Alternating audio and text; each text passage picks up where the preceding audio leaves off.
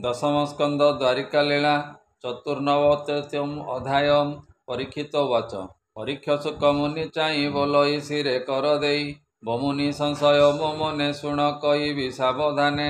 देव असुर नर मध्ये जे सेवा कले रुद्रपादे ताहांक घरे कमलिनी सकल निधि संगे घेनी हटई भृत्य प्राय वही अनेक सुख से भंजई अजय सर्वलोके वंती एणु विष्णुଙ୍କୁ न भजंती कमलाकांत जे मुरारी प्राणी ताहांकु सेवा करी सकल दुखे वंती दुखी सुजने ताहांकु उपेक्षी जगत अनादर भये बने गमंती दुख दे जे हरिहर एकमत भकते किबा विपरीत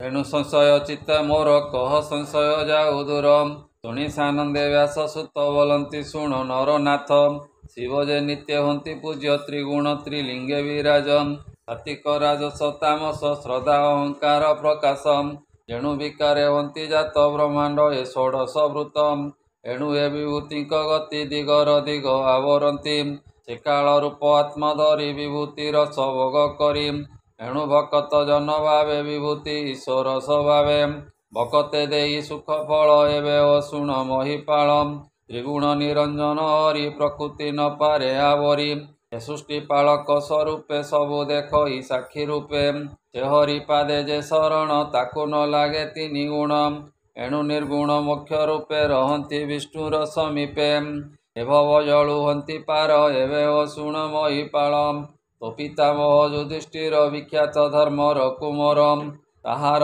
यज्ञ समापते आनंदे कृष्णर अग्रते धर्म प्रसंग काले थिला एकथा कृष्ण को पूछिला से हरि जंतुंकर हिते मनुष्य रूपे जगते धर्मनंदन बोल शुणी कहिले प्रभु चक्रपाणी जाहाकु दया चित्ते मोर संपद हरई ताहार ए निर्धन देखी बंधु जने ताकु छाड़ती दुख मने तार संसार इच्छा नुहे वन भ्रमणे दुख सहे मोर सेवक मित्रपणे मोते भजई अनुक्षणे ताहार कर्म नाश काले मोर भक्ति भाव बले परम ब्रह्म मुख्य सुख सच्चितानंद अंत अनंतक हेमंत रूपे मोते ध्याई पसंती मोर देहे जाई ताहांकु न लागे संसार हेमंत महिमा जार एणु संसार इच्छा जार जे मते न करे विचार राज संपदे भोग इच्छा करंती नाना मते दीक्षा अल्प तपे तोष हंती बेगे वांछित फल दियंती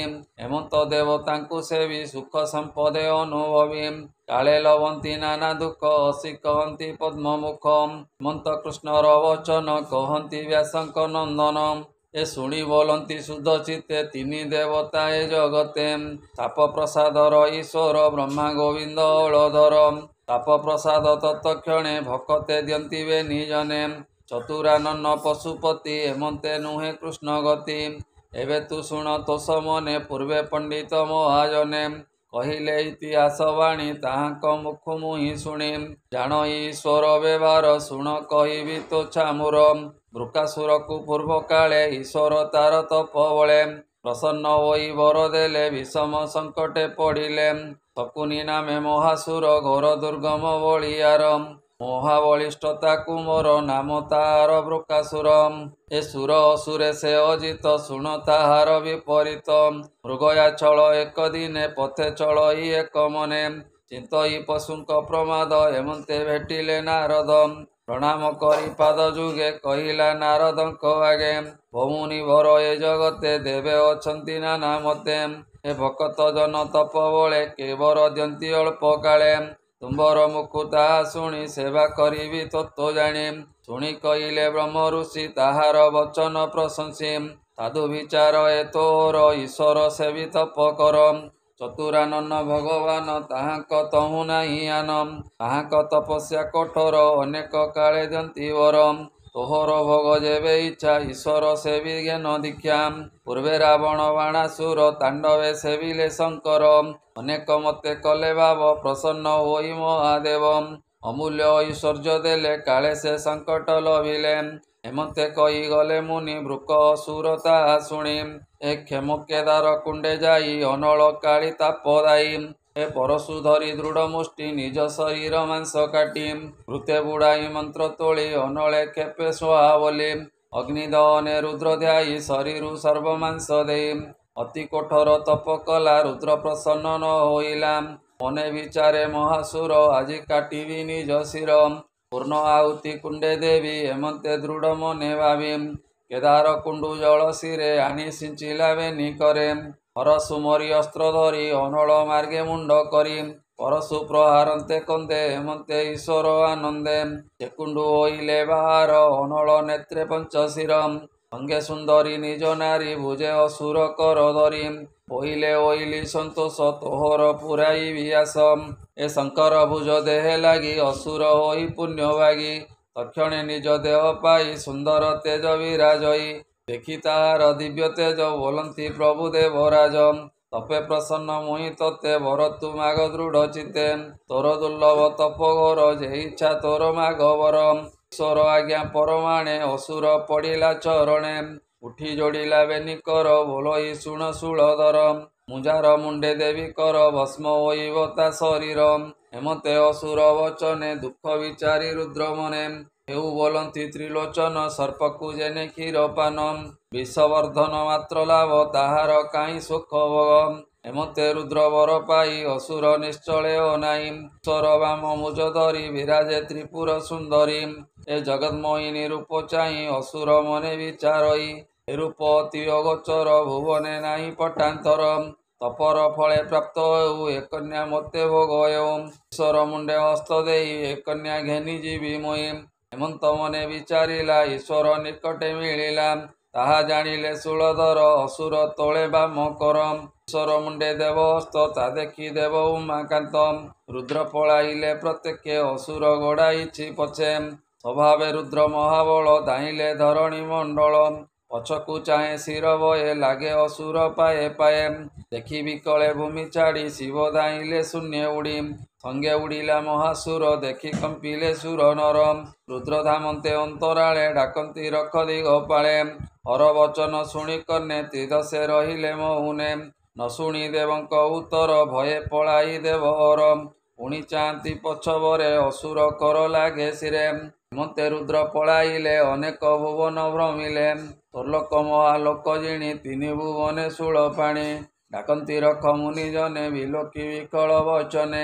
ମୁନିଏ ଥିଲେ ତପ ଲୋକେ ବାକ୍ୟ ନ ସ୍ଫୁରେ ତାଙ୍କ ମୁଖେ।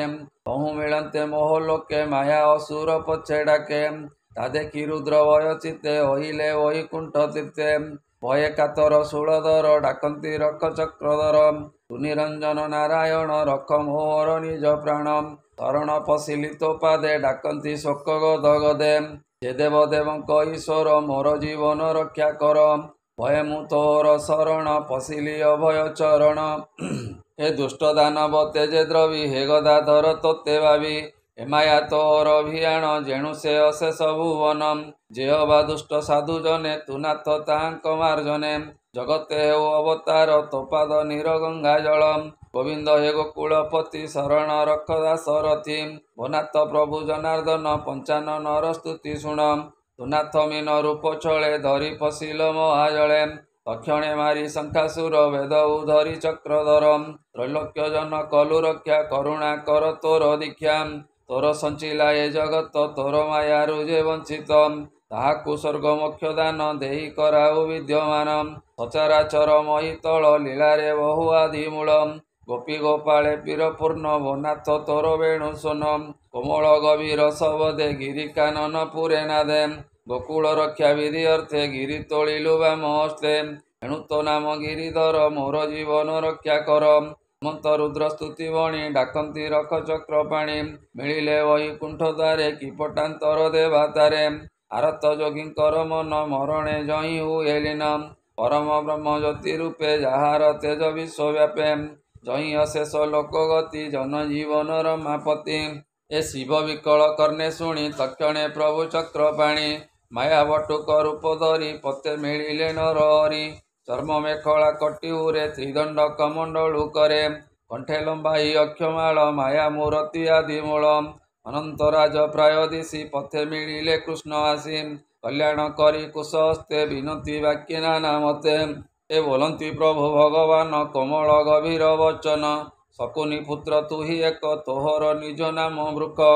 ତୁ ଅତି ଶାନ୍ତ ଦୁଃଖ ପାଇ ଗଗନେ କିମ୍ପା ଅଚ୍ୟୁତାଇ ତୋର ସୁନ୍ଦର ନିଜ ତନୁ ଅଖିଳ ଫଳ କାମ ଧେନୁ ଆତ୍ମାକୁ ଅତି ଶ୍ରମ କରି ହୃଦୟରେ ମାୟା କୋପ ବରି କିମ୍ପା ଗଗନେ ପାଉ ଶ୍ରମ ମୋ ଆଗେ କ୍ଷଣେ ତୁ ବିଶ୍ରାମ ଏ କହ କି ଅର୍ଥେ ତୋ ଗମନ ଶୁଣିତା ଶ୍ରଦ୍ଧା ମୋର ମନ ପ୍ରାଣୀ ଯେ ଆପଣାର ଇତେ କର୍ମ ସାଧନ୍ତି ଅବିରତେ କହ କେବଳ କଥା ତୋର ହସି ବୋଇଲେ ମାୟା ଧର ବୋଲନ୍ତି ଶୁକ ମହାମୁନି ହେମନ୍ତେ ମାୟା କଥା ଶୁଣି ସେ ମାୟା କଥା ସୁଧା ସମ ଶୁଣି ଛାଡ଼ିଲା ବୀର ଶ୍ରମ ଏ କୃଷ୍ଣକୁ କହେ ସର୍ବ କଥା ଈଶ୍ୱର ତପର ବ୍ୟବସ୍ଥା ଶୁଣି ହସିଲେ ଭଗବାନ କହନ୍ତି ମୋହନ ବଚନ ଏ ରୁଦ୍ର ବହିଲେ ତୋତେ ଯାହା ସତ୍ୟ ନ କରୁ ଆମ୍ଭେ ତା ଯେ ଦକ୍ଷ ପ୍ରଜାପତି ଥିଲା କୋପେ ରୁଦ୍ରକୁ ସାପ ଦେଲା ସାପ ପାଇ ଦେବହର କ୍ରୋଧ ବହିଲେ ନିରନ୍ତର ତେଣୁ ଦୁରାତ୍ମା ପଦ ପାଇ ପ୍ରେତ ପିଶାଚ ମଧ୍ୟ ଥାଇ ଭୂତ ବେତାଳ ତାର ଗଣେ ଭ୍ରମଇ ଶମଶାନ ସ୍ଥାନେ